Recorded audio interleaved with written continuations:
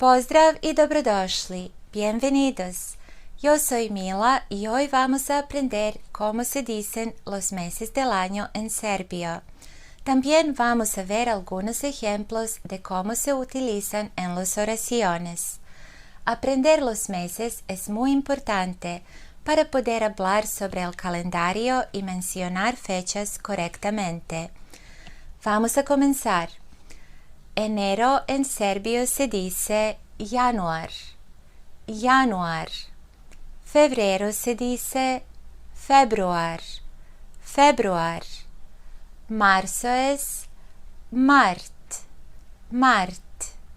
Abril se dice april. April. Mayo es maj. Maj. Junio se dice jun. Jun. Julio es jul. Jul. Agosto es august. August.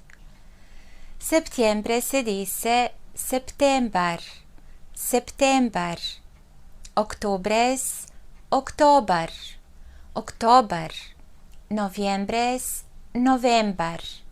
November. Y diciembre es december. December. Vamos a repetir todos los meses del año.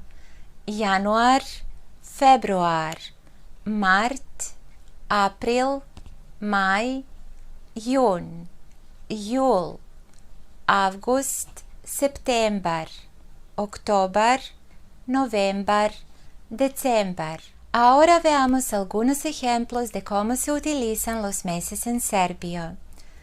Moj rođendan je u januaru. Mi cumpleaños es en enero. Moj rođendan je u januaru. Februar je veoma hladan. Febrero es muy frío. Februar je veoma hladan. Tvoj odmor je u maju.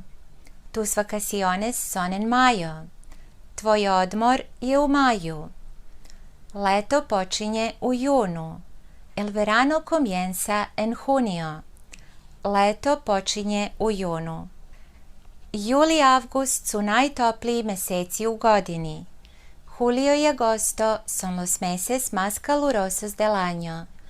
Juli i avgust su najtopliji meseci u godini. Jesen počinje u septembru. El otoño comienza en septiembre. Jesen počinje u septembru. Moj omiljeni mesec je decembar. Mi mes favorito es diciembre. Moj omiljeni mesec je decembar.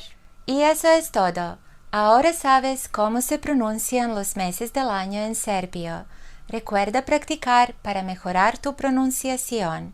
Si tienes alguna pregunta, no dudes en hacerla en los comentarios. Hasta la próxima. Bye bye.